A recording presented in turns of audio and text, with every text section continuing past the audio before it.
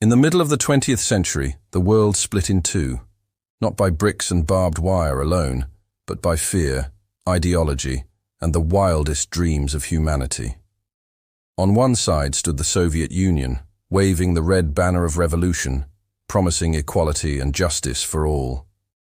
On the other, the United States raised the flag of freedom, offering a world of opportunity, consumerism, and color television. Between those two visions, a new kind of war was born, a war without sirens, a war fought not with tanks or soldiers, but with ideas, images, and dreams. It was the Cold War, a battle for the human mind. There were no trenches in this war, no bombs raining from the sky. Instead, there was the hum of radios, the whisper of typewriters, the flash of propaganda posters. It was a world where the soldier didn't carry a gun, but a camera, a pen, or a reel of film. The old wars were fought with gunpowder. This one was fought with persuasion, with obsession, with the power to make entire nations believe they lived on the right side of the wall. And the irony, America didn't win with tanks. It won with a smile. It didn't need to cross borders, because its movies did. It didn't drop bombs, it dropped dreams.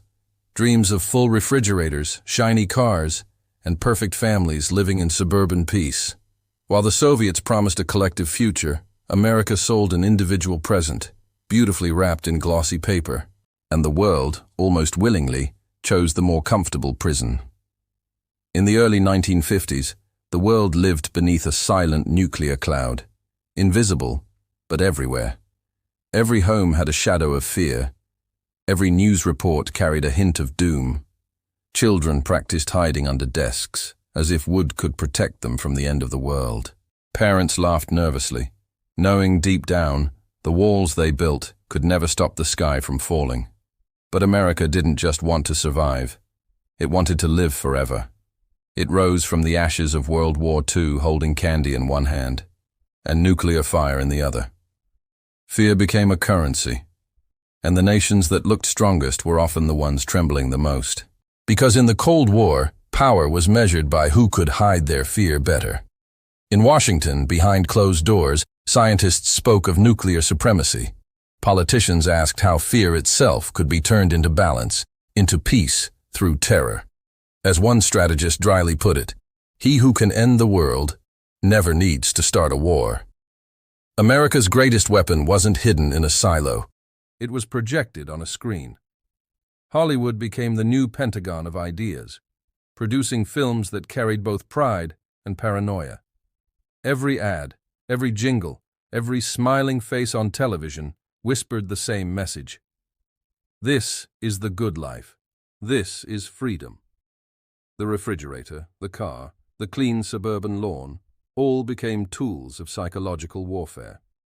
And it worked. Because the true enemy was no longer the Red Army. It was the idea behind it. Outside the U.S., the message spread like wildfire. Jazz bands toured Africa. Rock music reached Tokyo. Color magazines filled the markets of Cairo and Paris. Every song, every movie, every smiling actor was a silent diplomat. They didn't conquer land, they conquered imagination. The Soviet Union tried to respond, with gray uniforms, mass choirs, and revolutionary plays.